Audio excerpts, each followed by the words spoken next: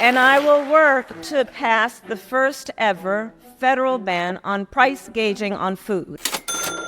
Vice President Kamala Harris said that as president, she'd push for the first ever federal ban on price gouging, which usually means businesses raising their prices so sharply that people see it as unfair. Many on the left love the idea. And she knows that Americans are getting ripped off. She wants to do something about it, and I say, thank goodness. Price gouging laws are to say, sometimes markets go off the rails. Kevin Williamson, you're the Dispatch national correspondent. You think that's an awful idea. Why? Well, in one sense, there's no such thing as price gouging. So when people talk about price gouging, they're talking about raising prices in certain circumstances where there's high demand in a way that people think is unfair. All that really means is that prices are doing what prices do in a free market, which is responding to demand. Basic economics. When prices go up, supply goes up. That means if people are willing to pay more for a product, producers will be eager to provide the product to get in on the action. Prices are just the intersection of how much buyers are willing to pay for a product and how much producers want to make it worth their effort. It's called price equilibrium. The government can artificially create a cap on prices, but the only thing this would achieve is reducing the incentive to create supply. In other words, shortages. When you don't have those price signals, what happens is demand shoots way up, but there's no incentive for anyone to produce more of anything. And so demand outstrips supply and you get scarcity. Coming for you, man. Our coalition are starting to haul in. It created a humanitarian crisis. But what happens when demand changes suddenly, let's say because of a natural disaster? So there's a hurricane in Houston. Hurricane Harvey churning in the Gulf of Mexico and gaining strength. And the power's out. What does it feel like in your house right now? Feels like an oven. More than 2 million people are without power in scorching triple-digit heat. And stores are all closed. And people will bring in truckloads of bottled water, and they sell the bottles of water at some outrageous price. Of course, one of the big items that you'll need in case of a hurricane, of course, is drinkable water. Some are reporting stores have run out. Well, now at least one person is taking advantage of that, trying to price gouge on packs of water. I understand why people don't like that, why you look at it and it feels kind of gross.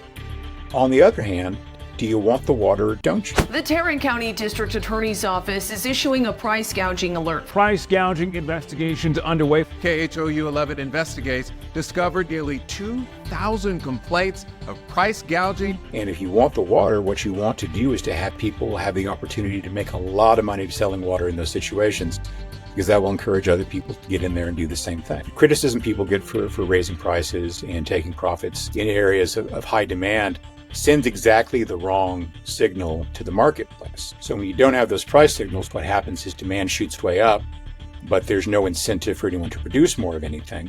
And so demand outstrips supply and you get scarcity, which you have to deal with either from rationing or simply from having nobody be able to get their hands on things. Having price controls following a natural disaster should be something that makes sense to me. $60 for the case. $60? $60 for the case of water. Mom pleaded she needed to make formula for Little Miles, but she says the cashier didn't budge.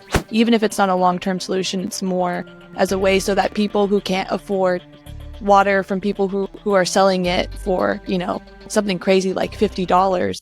Yeah, let's take that example. Let's say that you've had a natural, you always want to say national instead of natural, don't you? Natural disaster, and the water supplies have been interrupted.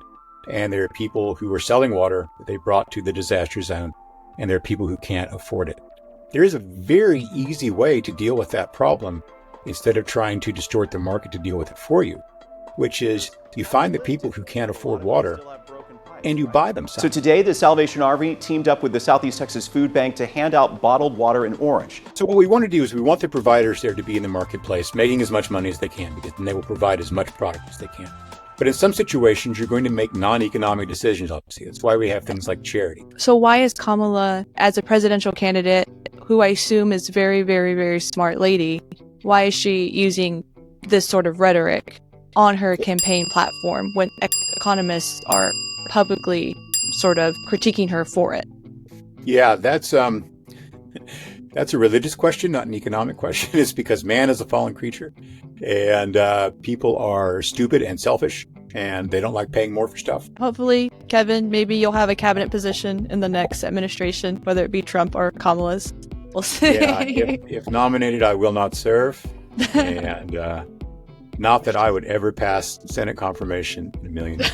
Yeah, that is very, very Although true. Sitting down across from J.D. Vance would be a hoot. That would be very, very funny. Yeah. That'd be a fun confirmation hearing.